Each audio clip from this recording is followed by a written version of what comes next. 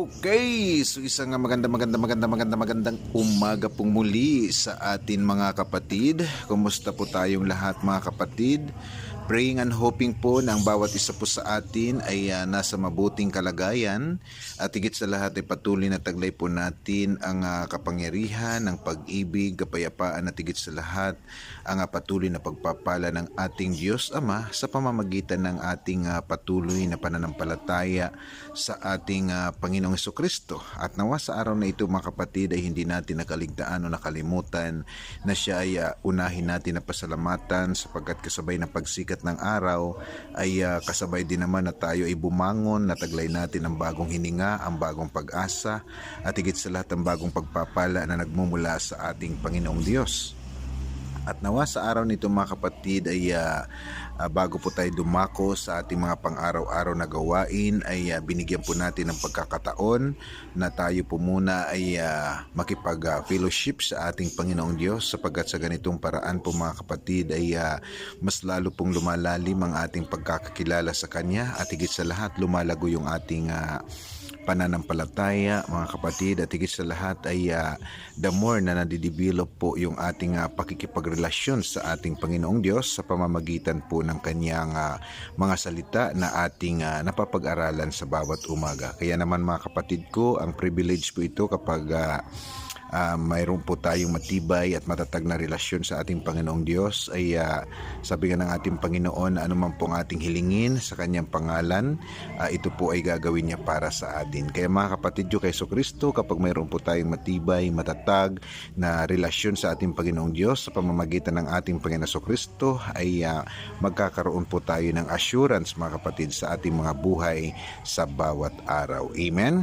Okay po, so sa oras na ito mga kapatid ay dadako na po tayo sa ating Friday morning devotion at ang topic po natin ngayong umaga ay pinamagatang ang kabutihan ng Diyos ay laging sumasa atin sa pamamagitan ng ating Panginoong Jesucristo. Amen. So mga kapatid ko kay Jesucristo, nire-remind po tayo muli sa bagong umagang ito na nais ng Panginoong Diyos na maranasan natin ang tunay na kabutihan dahil wala pong ibang mabuti.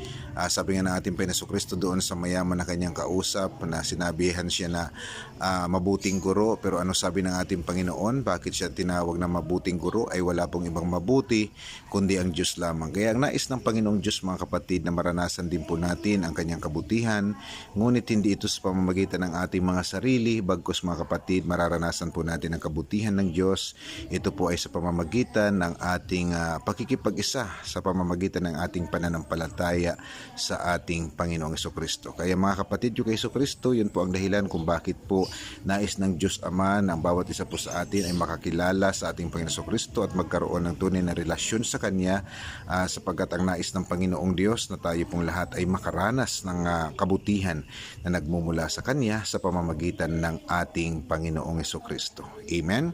Sabi nga dito mga kapatid sa talata na mababasa natin sa awit 23 verse 6, sabi nga dito, tunay na ang kabutihan at pag-ibig mo o Panginoon ay susunod sa akin habang ako'y nabubuhay at ako'y mananahan sa bahay ng Panginoon magpakailanman. Amen? So mga kapatid ko kay Jesucristo, isang reminder po sa atin na tunay nga mga kapatid na isa ito sa kabutihan na ipinagkaloob sa atin ng ating Panginoong Diyos sa pamamagitan ng ating Panginoong Jesucristo ay yung magkaroon tayo ng privilege o magkaroon tayo ng pagkakataon na maging kabahagi sa pagiging pamilya natin sa Panginoon. Kumbaga dati hindi naman tayo mga anak ng Diyos, pero praise God dahil sa ating Panginoon Jesucristo tayo po ay itinuring niyang anak sa pamamagitan ng ating pananampalataya.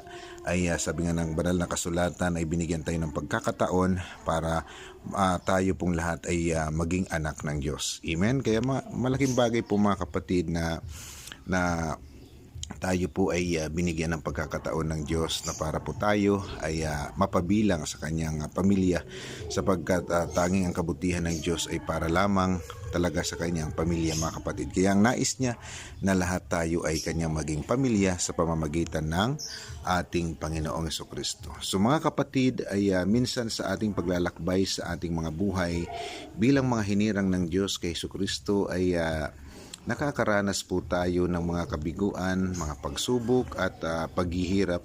Ngunit mga kapatid ay huwag natin kalilimutan ang kabutihan ng Diyos na laging sumasa atin sa pamamagitan ng ating Panginoong Jesucristo. Ang Diyos ay laging tapat sa kanyang mga pangako. Sa bawat umaga, dala niya ang bagong biyaya. Sa bawat gabi, dala niya ang kapahingahan. Kaya mga kapatid, yung kay Jesucristo, ang kabutihan ng Diyos ay hindi nakadepende sa ating mga kakayanan, kundi ito ay nakasalig sa kanyang walang hanggang pag-ibig. Kung sa Jesucristo mga kapatid ay laging nasa ating mga puso, hindi mawawala ang kabutihan ng Diyos sa ating mga buhay. Amen? Dahil siya ang dahilan kung bakit tayo may buhay at may pag-asa, sa kabila ng lahat ng ating mga pinagdadaanan sa buhay, mga kapatid. Okay, so mga kapatid, yung kay Jesucristo, kahit na minsan naparabagang hindi natin nakikita o nararamdaman ang biyaya ng Diyos sa ating mga buhay, ngunit ang katotohanan mga kapatid, kailanman po ay hindi nagkulang ang Diyos, hindi po tayo pinabayaan, bagos mga kapatid, patuloy siyang kumikilos para sa ating ikabubuti bilang mga hinirang niya kay Jesucristo. Amen? Okay po, so ngayon naman po mga kapatid ay dadako naman po tayo sa ating pagninilay-nilay sa ating mga sarili.